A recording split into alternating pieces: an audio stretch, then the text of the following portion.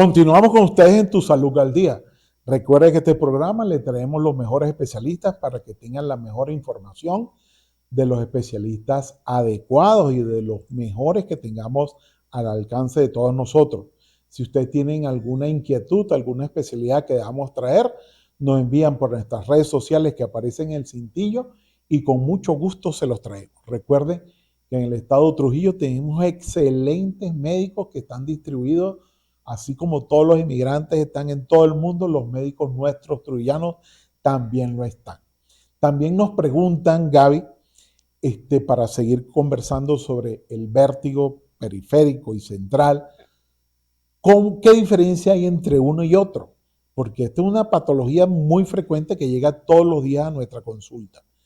¿Hay alguna diferencia entre un vértigo central y un vértigo periférico? ¿O cómo son los vértigos? Porque eso es lo que sufre creo que es la primera razón de consulta de un otorrino. Sí. Tenemos que diferenciar los dos vértigos, el central y el periférico. El periférico es inherente al otorrino porque está relacionado con lo que es el oído.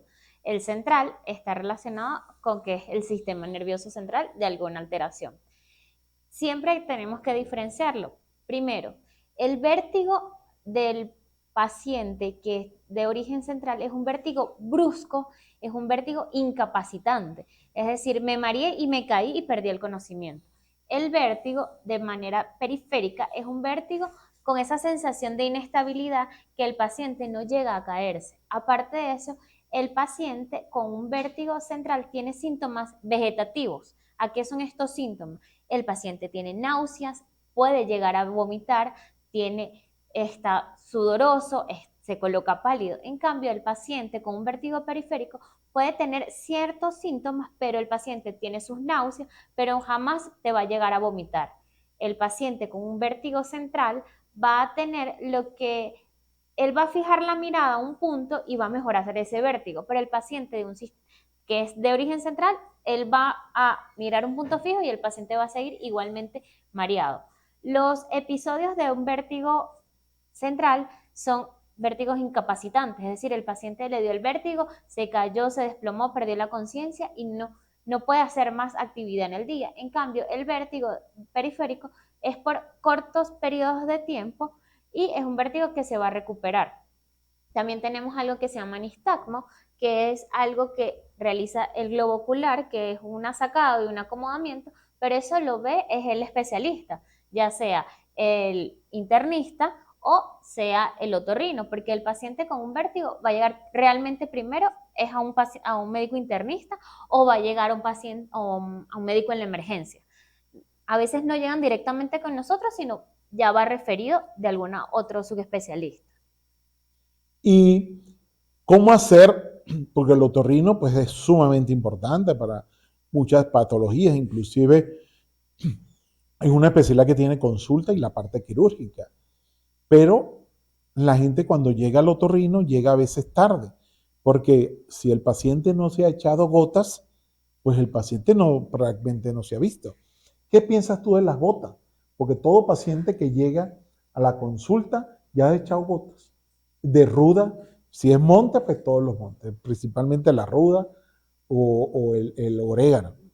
Pero las gotas hacen bien al paciente. El auxiliar de farmacia una vez le manda las gotas conocidas. Ya cuando llega uno a la consulta no sabe qué gota mandarle porque ya todas las ha recibido. Porque tampoco es que hay muchas en el mercado. ¿Qué piensas tú de las gotas? Bueno, este es un tema controversial. Realmente las gotas se utilizan, pero cuando es la patología adecuada. Cuando estamos ante una infección indicada, las gotas. Nosotros tenemos en el conducto auditivo, que es la orejita, y tenemos al huequito, es el conducto auditivo. Al final vamos a ver la membrana timpánica, que es como una calle ciega. Ese conducto mide de 2 a 3 centímetros, es un conducto chiquito. Ese conducto, ahí se puede expresar muchas cosas, porque el paciente dice, tengo dolor de oído. Pero ese dolor de oído puede ser propiamente del oído, por una infección en el oído, o puede ser un dolor referido por la articulación que tenemos acá, que es la articulación temporomandibular, que es cuando el paciente abre y cierra la boca, siente un traqueo y aparte de eso tiene un dolor de oído. Las gotas las utilizamos cuando hay una infección de una otitis externa difusas. Y pues ya nosotros sabemos cuándo usar las gotas que tienen antibiótico y tienen esteroides. O también tenemos cuando el paciente tiene alguna infección fúngica, ya sea un hongo, y ya sabemos qué gotas vamos a indicar y que realmente también tenemos que hacer un aspirado, una limpieza de ese oído para poder usar estas gotas, porque de nada sirve que tú tengas el conducto lleno de secreción de pus y tú le coloques unas gotas. No estamos haciendo nada porque la gota tiene el antibiótico o tiene el antifúngico y si no está en contacto con el conducto auditivo, pues no estamos haciendo nada, realmente estamos perdiendo el producto. Por eso es que hay que ir al especialista para decir qué voy a hacer, qué le voy a mandar o qué tratamiento. A mí me escriben muchas personas que están fuera del país, me duele el oído, ¿qué será que tengo? Es difícil, yo no tengo una visión rayos X, no tengo un endoscopio para llegar a ver ese oído de esa persona que me está escribiendo. Yo tengo que ver y realizar un examen físico desde la inspección, la palpación y ver ese conducto y ver cómo está todo el conducto, el trayecto, la membrana timpánica. O sea, son diferentes cosas que yo examino al paciente cuando me llega con un dolor de oído y pues tengo que realizar su interrogatorio. Por eso hago tanto énfasis porque realmente nosotros nos enseñaron a ser muy clínicos. Nosotros vamos, inspeccionamos, preguntamos para eh, llevar toda esa información a nuestro cerebro y tener un diagnóstico presuntivo de eso. Y si realizamos o solicitamos un estudio, yo ya sé qué va a salir en ese estudio. Yo lo que necesito de ese estudio es para confirmar lo que yo ya tengo procesado en mi cerebro.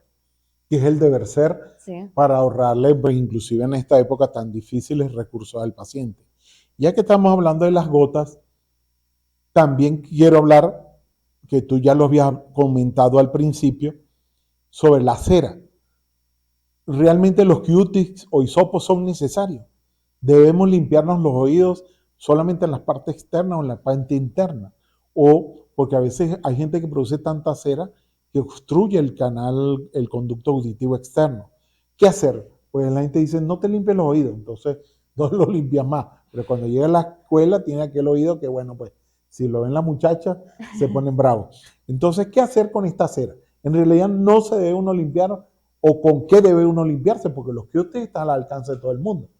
Exacto, sí. Mira, el oído tiene la capacidad de limpiarse solo. El oído producimos el cerumen y él debería salir solo y por eso nada más deberíamos usar el hisopo o el Q-tip nada más fuera, donde no introduzcamos el hisopo hacia adentro y lo que hagamos es compactar esa cera que tenemos allí. Como yo les decía, hay una membrana timpánica. Si yo tengo cera aquí y coloco el hisopo, lo que voy a hacer es impactar ese tapón de cera. ¿Qué pasa también? Que hay pacientes que esos oídos no hacen su limpieza fisiológicamente todos los días, o sea, su oído no se limpia, es un oído perezoso, por decirlo así. Esos son esos pacientes que van a la consulta y nosotros realizamos la extracción de esos tapones de cera. En las redes sociales hoy en día hay muchas cosas, me coloqué agua oxigenada porque vi en TikTok, porque vi en el Instagram, yo vi que en China te colocan un papel y lo prenden y eso va haciendo que la cera salga, hay muchas cosas. Como un dispositivo que hay por los que se lo ponen a los nenes en el TikTok, que echan agua por un lado y sale por otra. Eso es algo comercial, creo yo, porque eso anatómicamente inclusive no es fiable. Sí, entonces, bueno, todos esos métodos de limpieza, realmente lo que podemos hacer es lastimar el oído. Lo ideal es ir al especialista y ahí se decide qué realizar. No se coloquen agua oxigenada en casa. ¿Por qué? Porque el conducto auditivo es, como les dije, un conducto muy chiquito. Si tú colocas agua oxigenada, eso es un conducto chiquito, calientito, oscuro. ¿Qué voy a hacer? Voy a hacer una infección. Es como, yo le digo a mis pacientes, como que tú agarres los zapatos húmedos, te pongas las medias húmedas y andes todo el día en la calle con este calor. En la noche, ¿qué vas a tener? Un hongo en los pies. Así mismo es el conducto. Entonces, lo ideal cuando tengas esos tapones de cera es ir al especialista, se les trae el tapón de cera y pues se les da las recomendaciones al paciente. Pero ya saben, el oído no se limpia solo la parte externa, no se utiliza el hisopo solamente en la parte externa y adentro ustedes se lo dejan al especialista. ¿Por qué? Porque si introducen ese hisopo, pueden hasta lesionar la membrana timpánica y vamos a perder la audición. Eso no es lo que queremos. Con respecto, recuerden las redes sociales en nuestro cintillo para que envíen esa pregunta.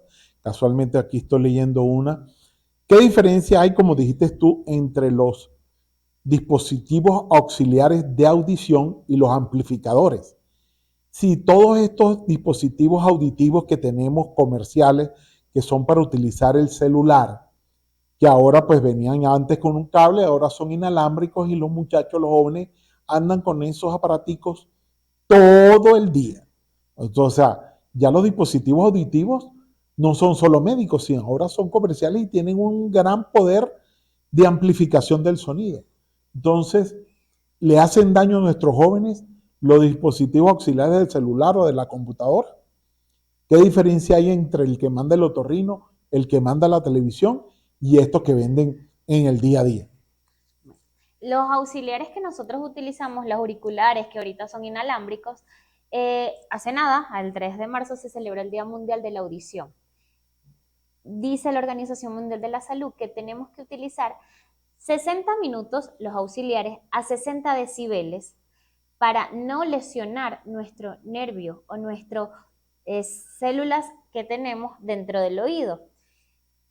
Hoy en día los pacientes o los jóvenes están mal utilizando los auxiliares. Los teléfonos inteligentes son tan inteligentes que te avisan, estás excediendo el volumen diario. Entonces, ahí es cuando tú tienes que tener alarma y disminuir el volumen. Entonces, lo ideal es usar a 60 decibeles, máximo 60 minutos diarios, los auxiliares o los dispositivos de los auriculares. Otra cosa, tenemos los auxiliares que mandamos el otorrino, pero no solamente trabajamos solo, nosotros trabajamos con lo que es el foniatra. El foniatra se encarga de hacer los estudios auditivos que nosotros previamente vamos a solicitar y aparte de esos estudios se realizan acompañados de la audiometría, la impedanciometría y la logodiometría. Vemos el nivel de pérdida auditiva del paciente y para eso hay unos auxiliares con una ganancia media o una ganancia máxima y ellos van adaptados a lo que es el conducto auditivo para que cuando se haga esa prótesis auditiva, ese auxiliar, sea lo más ergonómico, es decir, lo más cómodo para el paciente y que le lleve la máxima ganancia auditiva. Los dispositivos que vemos en televenta, que vemos en farmacias, son unos dispositivos muy genéricos. Esos dispositivos te aumentan el volumen, pero no son individuales para cada paciente. Y bueno, esos dispositivos te pueden llegar a servir, pero va a haber un momento que ese dispositivo ya no te va a servir y llega el paciente con el dolor porque le causa más bien una algia acusia, es decir, un dolor, un ruido, y ellos prefieren ya no utilizarlo. También me envían, de las redes sociales me envían, ¿qué debo hacer cuando me sangra la nariz? O sea, que para nosotros en medicina interna es una emergencia, las epistaxias anteriores y posteriores. Inclusive casi cuando son posteriores, terminan ambas, cuando se hacen muy graves, terminan en el otorrino, inclusive con escleroterapia y todo lo que ellos tengan que hacer, porque nosotros realmente una emergencia no podemos resolver. Entonces me preguntan acá, ¿qué hacer cuando tengo sangrado nasal? En la edad pediátrica es muy común ver que los pacientes pediátricos te sangren por microtraumatismo, es decir, el niño se rascó la nariz, se movió su nariz, tuvo un traumatismo, se cayó, eso es en la edad pediátrica. Igual tenemos muchos factores. También cuando hay un sol excesivo, el paciente, esos pequeños vasitos que están en el tabique, en el septum nasal, se ven muy friables o esos capilares están muy resecos y puede sangrar el paciente. Los pacientes que son muy alérgicos tienen esa friabilidad capilar y pueden llegar a sangrar. Entonces, esas son las epistaxis anteriores que vemos en edad pediátrica que nosotros resolvemos. También hay lesiones tumorales que nos presentan un sangrado, una epistaxis. De eso tenemos que estar muy atentos porque esas alteraciones las vemos ya por lo menos hay una patología que se llama angiofibroma juvenil, que es más exclusivo del sexo masculino, se va en edades de 15 a 14 años, van a presentar una epistaxis por una sola fosa nasal y ese es un tumor de origen benigno, pero que es realmente muy vascularizado y que ese paciente hay que estudiarlo muy bien porque esa lesión llega a expandirse. En las edades adultas, los pacientes con hipertensión arterial, el doctor Gómez sabe muy bien que Llegan. Entonces el fisiopatológicamente primer signo es ese. Exactamente. Nosotros tenemos unos plexos en el septum que perdemos el endotelio, pierde una parte de su elasticidad y hace que al aumentar la presión arterial sistémica, esos pequeños vasos sangre y se presente la epistaxis. Y yo le digo a mis pacientes, gracias a Dios sangraste por la nariz, porque puede haber sido la próxima vez un ACV porque ya tienes esa friabilidad capilar, o puede haber sido los riñones, o puede haber sido en otra parte del cuerpo, que ya nosotros, ya al tener ese síntoma, nosotros, ¿qué es lo primero que hacemos? Tomar tensión arterial, vemos que está sangrando, señor, tiene que controlarse la tensión y nosotros pues resolvemos la emergencia. Y las epistaxis posteriores sí son una emergencia, una urgencia que usted tiene que correr, porque esos pacientes hay que colocarles un taponamiento y aparte de eso, ver el origen de ese sangrado, porque el paciente se puede llegar a morir porque hacen un shock hipovolémico importante, porque ahí sí no tenemos de una vez donde ver que la arteria para poder ligarla, porque esa arteria que la está nutriendo está metida dentro de un huesito y es muy difícil parar ese sangrado. Entonces, cuando el paciente tiene un tamponamiento posterior, eso hay que correr. Bueno, yo he visto últimamente, hablando de las epistaxis, que ahorita todo el mundo es médico. O sea, todo, ya cuando llega uno ya tiene tantas recetas que uno no sabe qué prescribirle. Cuando los niños están jugando o los adolescentes o en los gimnasios están y le cae algo en el hueso propio de la nariz y lo fractura, no, yo te lo enderezo y lo agarran por la nariz, pácate, te lo refracturan otro ahí que yo te lo acomodo. Eso se debe hacer porque es una práctica que le están haciendo ahora sí, ¿verdad? Que no, la Sí, tiene sí. torcida, no, el lunes no llega. Entonces le hacen ¡pac! Y la día aguantan otro dolor, el dolor de haberse golpeado y el dolor de una reducción que yo creo que no es tan correcta. No, no, no. Nosotros tenemos dos huesitos en la nariz que son dos huesos propios nasales. Están en la parte de atrás, de superior. Si uno se sienta acá, aquí es durito y aquí abajo es más suave, que eso es cartílago. ¿Qué pasa cuando los traumatismos nasales no solamente se relacionan con estos dos huesos se articulan con el maxilar o con la rama cigomática ascendente y a su vez está relacionado con el piso de la órbita y con las celdillas hemoidales. Es decir, que no podemos tomar a la ligera estas reducciones porque lo que podemos hacer es más daño de beneficio. Por eso nosotros hoy en día se utilizan las radiografías y a su vez, si es necesario, pedir una tomografía, porque no solamente estamos viendo los huesos propios nasales, estamos viendo el septum con su parte cartilaginosa y su parte ósea y las estructuras vecinas. Por eso vemos que algunos pacientes que tienen esos traumatismos de una vez hacen unas equimosis, es decir, se le coloca morado alrededor del ojo, ya va, ese paciente tú no lo tienes que tocar o esa persona tiene que ir al especialista porque tenemos que estudiar no solo los huesos propios nasales, sino los demás huesos que hay en la cara, que lo que al reducir esa fractura externamente podemos lesionar el piso de órbita, podemos lesionar nervios, podemos lesionar arterias, entonces va a ser peor el remedio que la enfermedad. Así que realmente no, eso no lo hagan, ustedes se lo dejan al especialista. Otra pregunta que nos hacen, los lavados nasales, ¿con qué se deben hacer? Pues mucha gente usa solución salina, preparan hierro en agua con sal e inclusive hacen gárgaras también con vinagre para las amigdalitis, con limón y bicarbonato. ¿Con qué se debe lavar la nariz? Existe un producto para eso. Pero es importante hacerse lavados nasales antes de ir al médico. Los lavados nasales, realmente, ahorita que estaba en el posgrado, nosotros hacemos una revista que es con la Sociedad de Otorrinolaringología, donde discutimos diferentes papers actualizados de la esfera de otorrino. Y pues hace como 6 meses discutimos un paper acerca de los lavados nasales con soluciones hipertónicas y isotónicas. Realmente no hay una diferencia grande, pero ¿qué hacen los lavos nasales? Se tienen que realizar con solución 0,9 o solución salina por el tipo de tonicidad que nos va a permitir que la mucosa de la nariz la pueda limpiar sin dañarla, es decir, sin erosionarla, porque si hacemos los lavados nasales con ruda, con mal ojillo o las inspiraciones que creo que se llama esponjilla o algo así, lo que hacemos es que esa mucosa que es tan sensible, lo que vamos a hacer es lastimarla. Y no solo estamos lastimando la mucosa de la nariz, si no mal recuerdan, yo les dije que tenemos algo que se llama senos paranasales. Esas mucosa también la podemos estar lastimando. Los gargarismos con diferentes ramas realmente no es lo indicado porque lo que hacemos es irritar más la mucosa oral. Por eso se indican diferentes spray o atomizadores que tienen antibiótico con su analgésico para ayudar a la disfagia o la odinofagia, que es el dolor de garganta. Entonces, igualmente también a los pacientes que se colocan leche materna, otras cosas en el oído que son cosas que es del día a día o que es lo que vemos nosotros aquí, porque realmente Trujillo tiene áreas rurales y pues las personas no tienen el conocimiento adecuado y pues es lo que me dijo la vecina, es lo que le funcionó. Entonces, todas esas cosas naturales realmente no debemos utilizarlas porque lo que podemos hacernos es más daño. ¿Dónde te encuentras? ¿Qué consejos le darías para finalizar a nuestra gente trujillana y que nos ve pues en todas partes de Venezuela? ¿Cuándo seguir el otorrino y qué consejos les darías? Bueno, principalmente yo me encuentro ahorita ubicada en la Policlínica Trujillo, al lado del laboratorio, en la parte superior.